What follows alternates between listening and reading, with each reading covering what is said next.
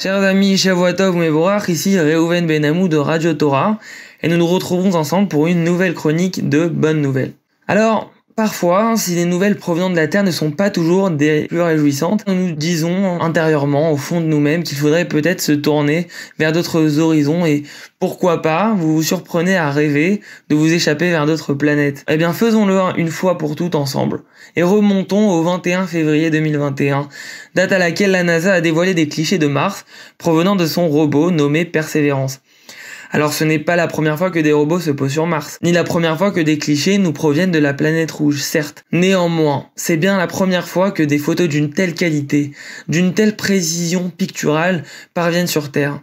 Et ça constitue, vous le concéderez bien, une avancée technique majeure. Ainsi, les caméras de Persévérance aideront en outre les scientifiques à déterminer l'histoire géologique de la planète, les conditions atmosphériques qui la sous-tendent, à identifier certains rochers et certains cratères qui sont présents sur la planète rouge. Mais ce n'est pas tout, car cette expédition en prépare une autre. En effet, la NASA prévoit à terme de prélever et de transporter sur Terre des sédiments provenant du sol martien. Nous avons néanmoins le temps, car cette prochaine expédition est prévue pour les années 30. Enfin, je vous invite à consulter les clichés de Persévérance disponibles sur internet. Devant ce paysage si sublime et si étrange à la fois, vous n'aurez qu'une seule phrase à la bouche qui revient constamment. Marabu marasecha Hachem, kulam bechorma asita. Quelles sont belles tes actions Hachem, tu as tout agencé avec intelligence. Une deuxième bonne nouvelle qui nous provient cette fois-ci bel et bien de la terre ferme et même plus précisément de la terre sainte, Eretz Israël. En effet, le 24 février 2021, un vol bien particulier décollait de Paris pour se poser en Israël. À son bord, une centaine de citoyens français qui faisaient leur alia et qui accomplissaient ainsi leur rêve de toute une vie, recevoir la citoyenneté israélienne et faire partie de ce merveilleux pays. À cette occasion, l'agent juif a donc mis en place un dispositif sanitaire particulier, au terme duquel les Olim se sont retrouvés en isolement dans un hôtel pendant 15 jours. Néanmoins, la fête de Purim se profilait le lendemain. Eh bien, malgré le bidoud, malgré donc cette situation particulière, ces Olim ont pu compter sur le dévouement et la gentillesse du Rav Yonatan Seror, dirigeant de la communauté Toldot Yitzhak à Tel Aviv, qui a pu distribuer aux Olim des Mishlouch Emanot, des mets que l'on doit s'offrir pendant la fête de Purim, mais aussi lire à la terrasse de l'hôtel la Megillat Esther, alors que les Olim tendaient l'oreille depuis leur balcon. Notons enfin que ces Olim incarnent et nous rapprochent encore un peu plus de cette promesse messianique présente dans le Tanakh, la Bible, puisqu'il est écrit au chapitre 31, verset 16 du prophète Jérémie, « Oui, il y a de l'espoir pour ton avenir, déclaration d'Hachem, tes enfants rentreront dans leur pays. » Enfin, une dernière bonne nouvelle, ou plutôt une épopée humaine, qui vient de ressurgir au tournant du grand chelem de judo à Tel Aviv, et qui s'est déroulé en février 2021.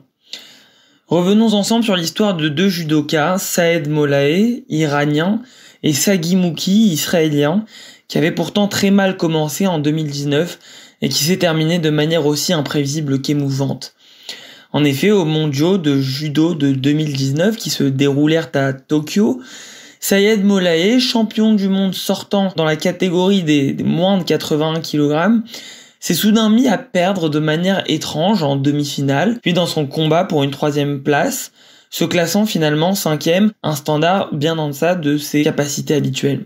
Le judoka de 27 ans avait alors expliqué avoir subi des pressions des autorités iraniennes en ce sens, afin de ne pas combattre contre un Israélien en finale, en l'occurrence Sagi Mouki, qui terminera médaillé d'or dans cette catégorie, et il lui avait aussi été préconisé de ne pas lutter pour la 3e place, afin de ne pas monter sur le même podium que l'Israélien. Après cet événement, Saed Molae a pris ses distances avec le régime, a sécurisé sa famille et a ainsi décidé de renoncer à représenter les couleurs de l'Iran. Revenons maintenant à février 2021, au grand chelem de Tel Aviv, donc de judo.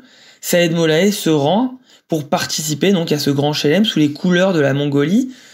Il soulignera d'ailleurs la chaleur de l'accueil israélien.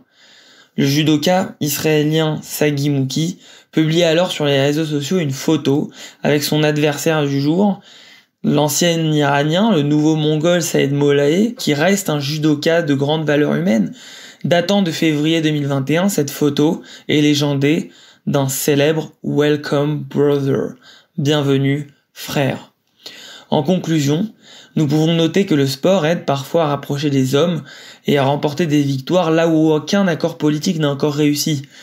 Alors certes, Saïd Mollaei a perdu sa première nationalité, iranienne, mais il a gagné le combat de la fraternité, et en posant avec son ami israélien, il est ainsi devenu un ambassadeur mondial pour la paix.